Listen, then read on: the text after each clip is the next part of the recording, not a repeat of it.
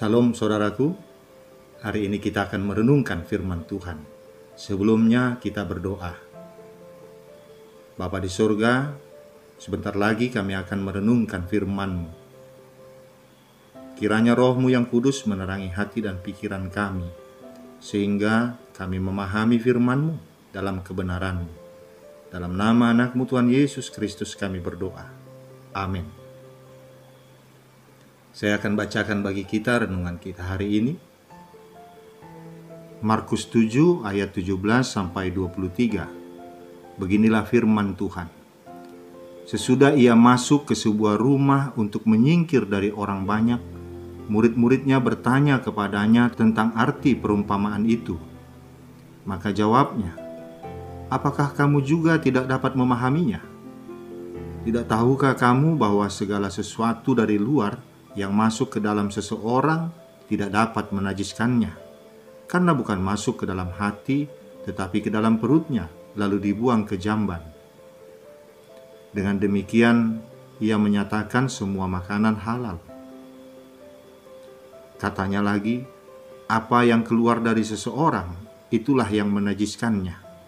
Sebab dari dalam, dari hati orang, timbul segala pikiran jahat, percabulan, pencurian, pembunuhan, perzinahan, keserakahan, kejahatan, kelicikan, hawa nafsu, iri hati, hujat, kesombongan, kebebalan. Semua hal-hal jahat ini timbul dari dalam dan menajiskan orang. Demikian firman Tuhan.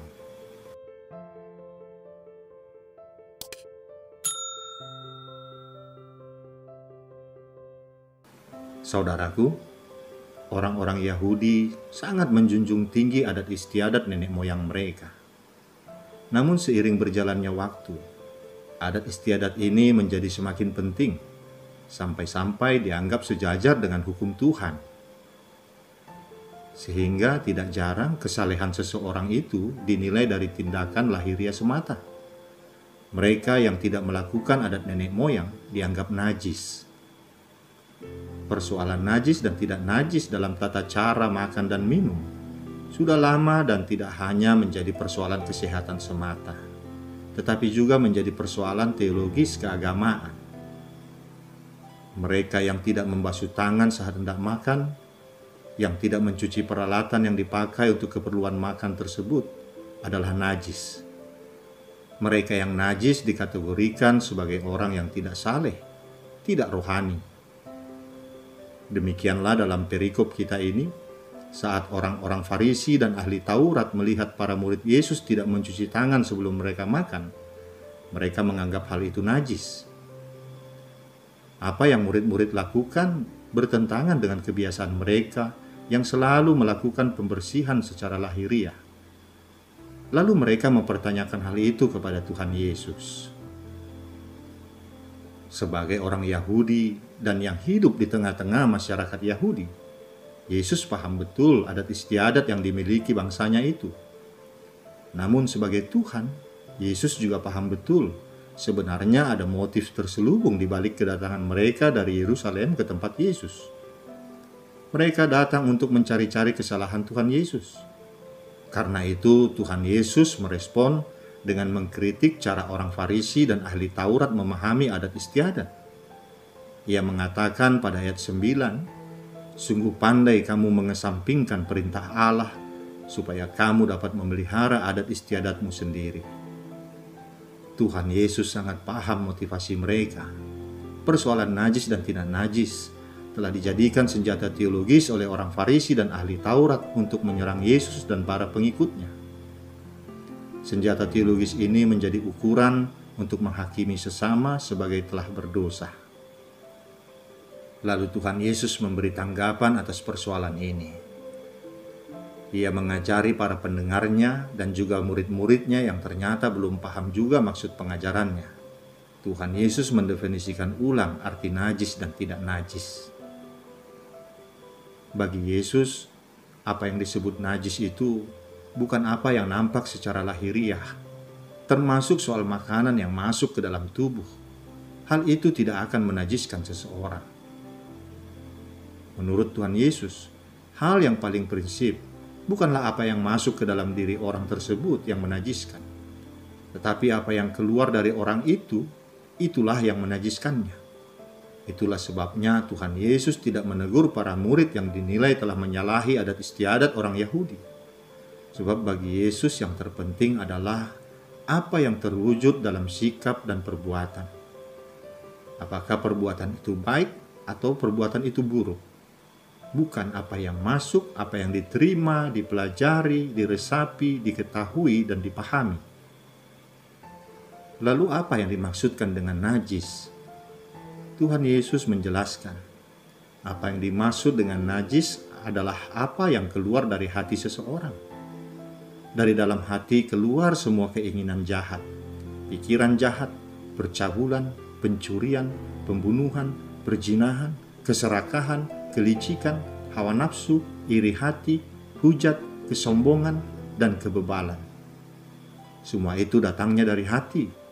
Maka hati yang jahat itulah yang menajiskan seseorang. Tuhan Yesus menjelaskan bahwa makanan yang masuk dari luar hanya sampai ke perut dan tidak mencemari hati. Kenajisan yang sesungguhnya terdapat di hati, yang dikeluarkan melalui perkataan dan tindakan jahat. Saudaraku, suatu hari orang-orang di sebuah kampung dihebohkan oleh sebuah kejadian yang mengejutkan dari salah seorang warganya. Seorang warga yang sudah dianggap tokoh panutan oleh warga kampung itu, bahkan dipandang sebagai orang saleh, orang jujur, baik hati dan terhormat. Tetapi tiba-tiba orang itu terjerat dalam sebuah tindakan kejahatan dan ditangkap oleh aparat keamanan karena melakukan pesta narkoba dan perjudian di rumahnya. Kejadian tersebut menjadi viral di kampung itu. Tokoh yang selama ini dianggap saleh tersebut jadi bahan perbincangan setiap hari. Saudaraku, kejahatan itu sebenarnya tidak terjadi secara tiba-tiba, tetapi sudah ada lebih dulu dalam hati. Bisa dikatakan, dosa atau kejahatan itu adalah buah dari hati yang rusak dan jahat. Ungkapan dalamnya laut dapat diduga, dalamnya hati siapa yang tahu, mengartikan bahwa tidak ada seorang pun yang mengetahui isi hati orang lain. Orang hanya bisa menduga-duga isi hati orang lain, dan dugaan itu akan terjawab setelah isi hati terwujud dalam bentuk tindakan nyata dari orang itu. Sehingga setiap perbuatan seseorang adalah cerminan dari isi hati orang tersebut. Orang biasanya melihat orang lain dari segi lahiriah saja. Kebaikan, keramahan, kedudukan, pangkat, dan kekayaan. Sedangkan hati, orang tidak pernah memperhitungkannya. Ada orang yang nampaknya saleh, tetapi dari hati orang yang tampak saleh itu timbul bermacam-macam kejahatan. Akibatnya, dari hati yang jahat itu muncul perbuatan yang tak terpuji. Namun Tuhan tahu kejahatan yang ada dalam hati seseorang, meskipun ditutupi dengan sikap atau perbuatan baik. Seseorang bisa terlihat benar dari luar, tetapi hatinya belum tentu mengasihi Allah. Melalui nas khotbah ini, Tuhan Yesus mengajak kita untuk tidak berhenti pada sebuah prinsip yang dangkal, yaitu tentang najis tidaknya sebuah makanan yang masuk ke dalam mulut. Prinsip ini sama sekali tidak menunjukkan sebuah kedalaman iman. Tuhan Yesus pada hari ini mengajak kita untuk masuk lebih dalam ke lubuk hati kita. Dia mengajak kita untuk mampu mengelola dan mengolah hati kita, sehingga hati kita menjadi hati yang bersih dan murni. Hati kita bebas dari iri hati, dendam, cemburu, dan hal-hal negatif lainnya. Sebagai orang Kristen, mari kita melihat hati kita. Sudahkah kita menyucikan hati kita? Ataukah hati kita masih terbelenggu oleh hal-hal yang membuat kita terus berada dalam kegelapan yang melahirkan kenajisan? Tuhan Yesus ingin mengajak kita untuk menjadikan hati sebagai pusat dari segala yang baik. Hati sebagai sumber niat untuk hidup memuliakan Tuhan dan menghormati harkat martabat hidup manusia. Sehingga hal ini mengingatkan kita agar tidak memusatkan tujuan kita dengan memasukkan banyak hal dari luar ke dalam diri kita. Apakah itu pengetahuan, informasi, wawasan, dan sebagainya. Tentu semuanya yang didapat itu sangat bermanfaat dan mendorong peningkatan motivasi dalam hidup. Tapi apa yang mau Yesus tegaskan adalah, apakah yang masuk itu mengeluarkan kebaikan atau keburukan? Bisa saja ada banyak pengetahuan tentang kebaikan yang kita terima, tetapi malah mengeluarkan kejahatan dan dosa, karena hatinya tidak beres, hatinya tidak terjaga. Karena itu, sangat penting bagi kita untuk menjaga hati. Hati yang tidak terkontrol atau terjaga itu sangat berbahaya, karena dapat menghasilkan tindakan-tindakan yang menajiskan kita. Disinilah kita meletakkan fungsi hati kita untuk mengontrol semua pikiran dan perilaku kita. Tuhan tidak akan mempertanyakan seberapa banyak pengetahuan, ilmu, wawasan yang kita miliki. Yang akan menjadi pertanyaan adalah, seberapa besar hal itu semua mendorong, mempengaruhi, dan mengontrol kita untuk menghasilkan buah-buah yang baik dan benar dalam tindakan. Saudaraku, kita harus menyediakan diri kita untuk siap dikoreksi dan dibentuk, serta diperbaharui oleh Tuhan. Isilah terus hati kita dengan firman Tuhan. Izinkan hati kita dipimpin oleh Roh Kudus, supaya Roh Kudus membantu kita mengelola dan mempertimbangkan semua yang masuk, sehingga tidak mencelakakan hidup kita. Dari hati yang seperti itulah, kualitas hidup terbaik yang sesuai keinginan Tuhan bisa terpancar dan terwujud dalam tindakan. Ingatlah, Tuhan selalu tahu isi hati kita. Amin, kita berdoa. Bapa di surga, Engkau tahu isi hati kami. Engkau tahu yang baik atau yang jahat di dalam hati kami. Sebagai anak-anak-Mu, Engkau ingin kami memiliki hati yang baik. Dari hati yang baik akan terpancar perkataan, pikiran, dan tindakan yang seturut dengan kehendak-Mu. Ampuni kami yang selama ini mengotori hati kami dan melakukan tindakan-tindakan yang mempermalukan kami sebagai anak-anak.